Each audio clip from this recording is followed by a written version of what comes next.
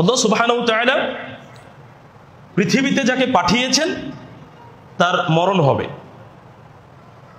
তার ধ্বংস অনিবার্য।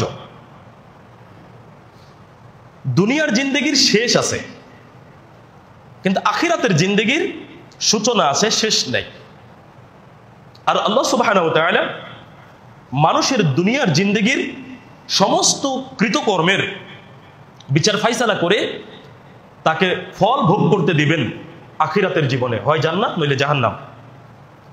মরণ যদি মানুষের জীবনের সবকিছুর শেষ হয়ে যেত তাহলে জান্নাত আর জাহান্নামের প্রয়োজন হতো না। কোনটা বেশি সহজ মানুষের জন্য, পরকালীন জীবনে গিয়ে জান্নাত জাহান্নাম, আখিরাত কবর, নাকি মরণের মাধ্যমে মানুষের সবকিছু শেষ হয়ে যাওয়া?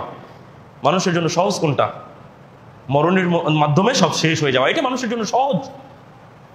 মানুষ এইটার কারণে আক্ষেপ করবে, হায় মরণই যদি আমার শেষ হয়ে যেত সবকিছু।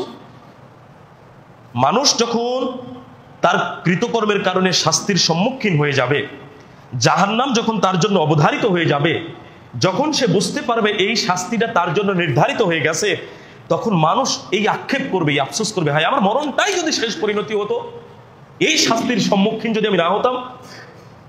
কিন্তু এই আক্ষেপ করে লাভ নেই, মরণ হবে। মরণের আগেও যে কৃতকর্ম করেছে সেই কৃতকর্মের ফল অবশ্যই তাকে ভোগ করতে হবে। আর মানুষই ওই আক্ষেপটা করবে। দেখুন আল্লাহ সুবহানাহু ওয়া তাআলা সূরা আল-হাক্ক 27 নম্বর আয়াতে বলেছেন, ইয়া লাইতাহা কানাতিল কাদিয়া, হায় আমার মৃত্যুই যদি আমার শেষ হতো। অর্থাৎ মৃত্যুর মাধ্যমে যদি আমার দুনিয়ার জিন্দেগির যে কৃতকর্ম তার ফলাফল ভোগ করার শাস্তি হয়ে যেত, বিষয়টা এইরকম, তাহলে আর জাহান্নামের শাস্তি ভোগ করতে হতো না, হিসাব নিকাশের সম্মুখীন আমাকে হতে হতো না।